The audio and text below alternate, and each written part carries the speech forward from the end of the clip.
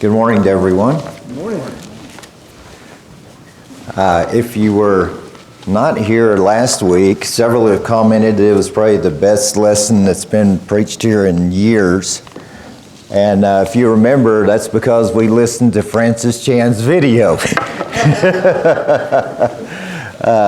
And his video kind of set the stage for what this series is going to be about. And in his video, if you were not here, you need to go in and watch it. It's the idea of thriving in a chaotic COVID world. And basically, he said four things, you remember, for us to, as God's people, continue to be people of love, continue to be people of joy, continue to be people of peace, and continue to be people of each other.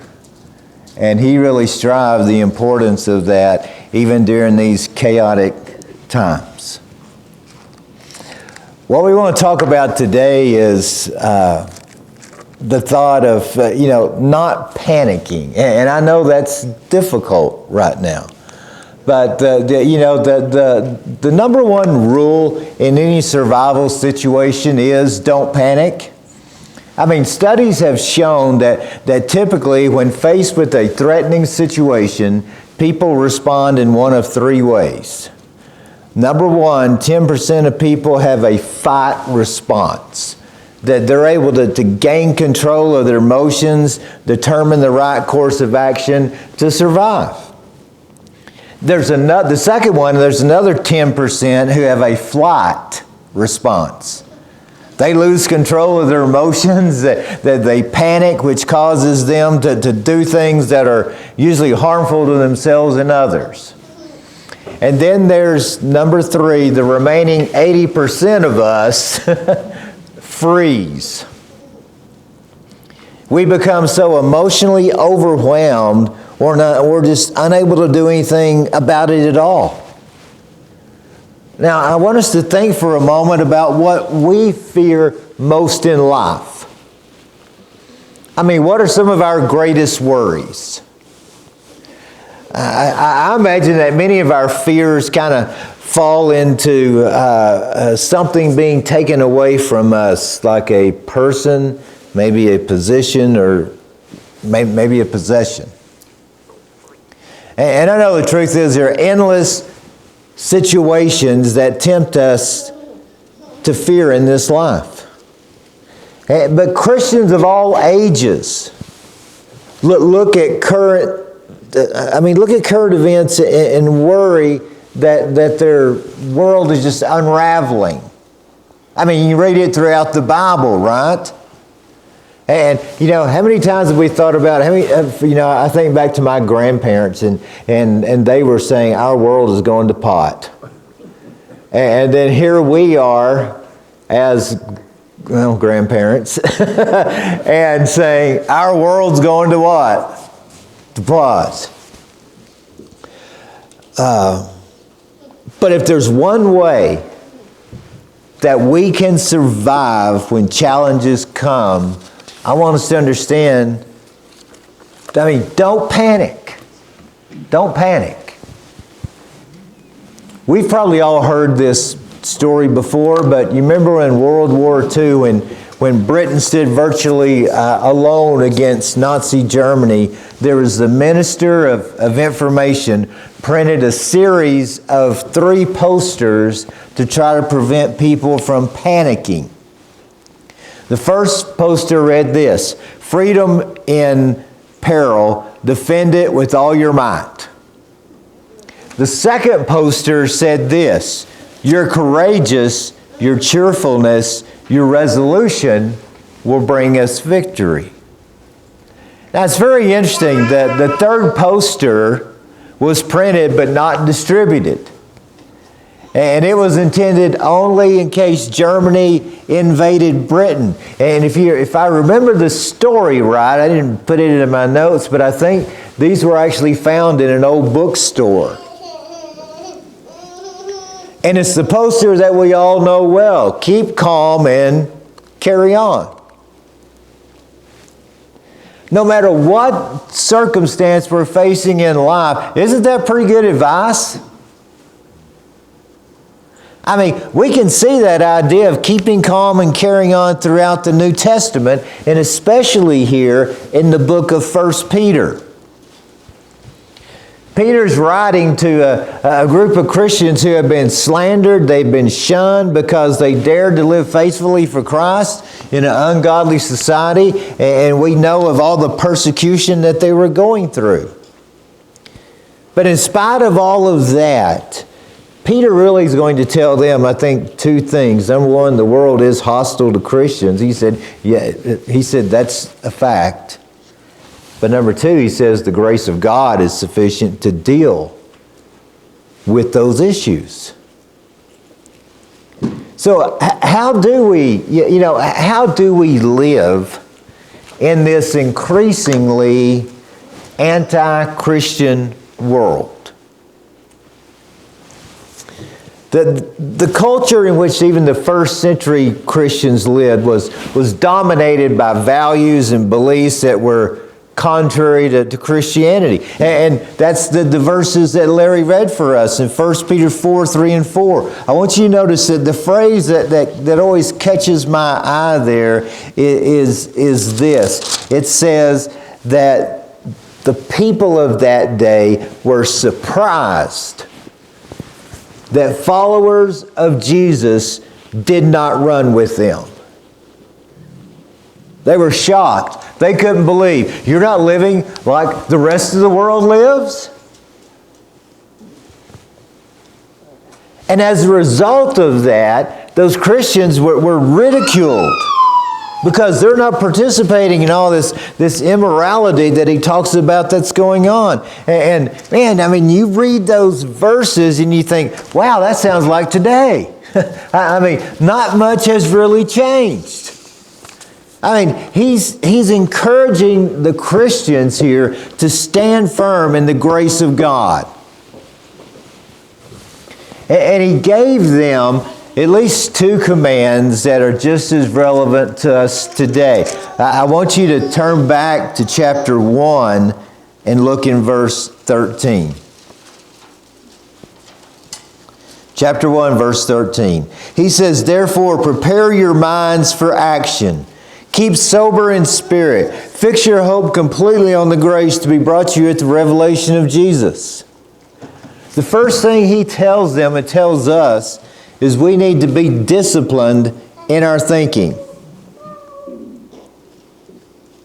He says, prepare your minds for action. And we all know that our mind functions as the, we'll call it the command central for the rest of our body. Now I realize the older we get, there's some short-circuiting going on, right? Brian? That's what I heard. That's what you heard. But that's why the Bible continually talks about the importance of right thinking. And you've heard me say this before, but it's so true. The mind is the battlefield. That's why Paul said in Romans 12:2, be transformed by the renewing of our minds.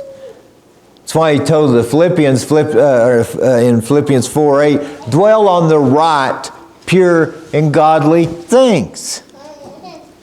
So if we're going to prepare our minds for that action, we need to refuse to fill our minds with those things that cause us to fear and panic. And I got to tell you, that's real easy to do today because that's all we're hearing is fear and panic. And I realize I'm not saying don't be aware and don't be smart in what we do. But let me ask us this. Are we hearing right now more from God or more from what everyone else is telling us out there?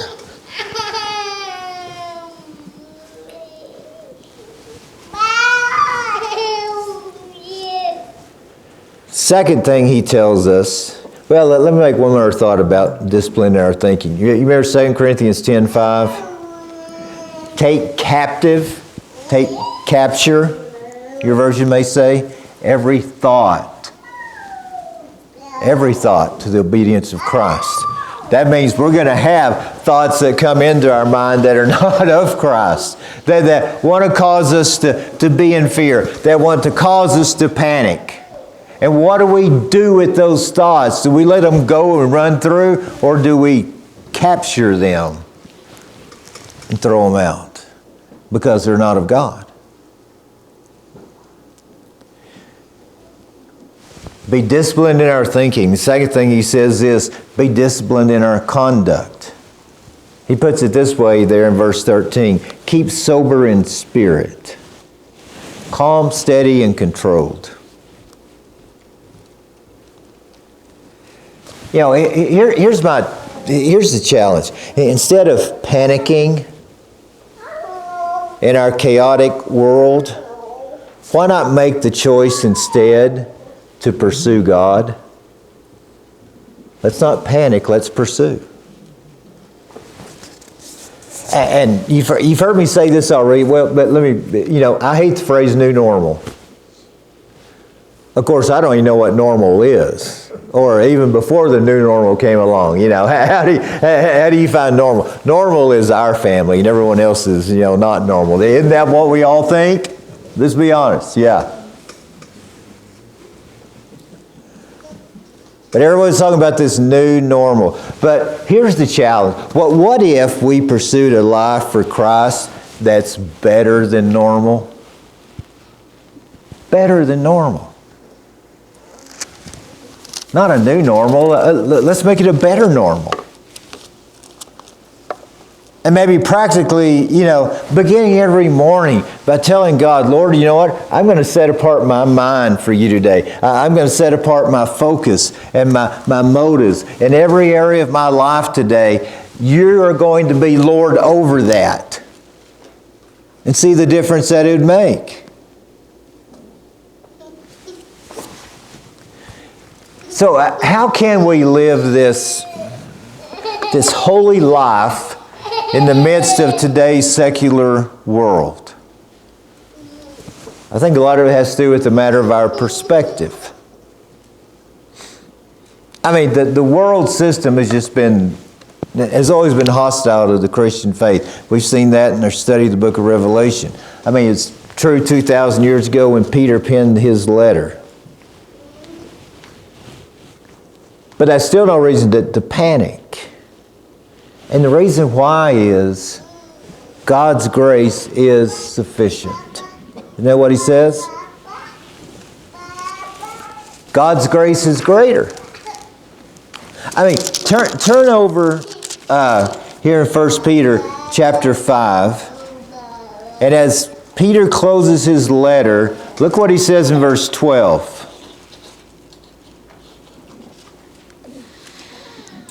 Through Silvanus, our faithful brother, I regard him. I've written to you briefly, exhorting, notice this last few phrases here, exhorting and testifying that this is the true grace of God. And then look at this phrase, stand, and your version may differ. The New American Standard says, stand firm in it. Stand firm in it. In fact, you go back through 1 Peter and grace, some commentators say maybe that's one of the big themes of this letter because it's mentioned in every chapter. And it's because we need it most when we go through difficult circumstances. To know that His grace is available and to know that we are going to stand firm. We're not going to move from that grace. The rest of the world may be in fear. The rest of the world may be in panic. But we're going to stand firm because of God and His grace.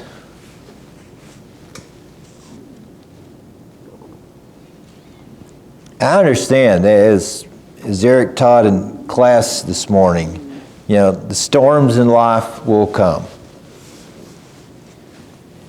And when the wind is howling outside, I guess kind of like it was yesterday, or maybe the wind is howling inside our hearts. We need that message of courage. I want us to think about something here. You know what? Either faith, or now let me back up. Either fear will conquer faith and we'll panic and quit, or faith will conquer fear and we can triumph.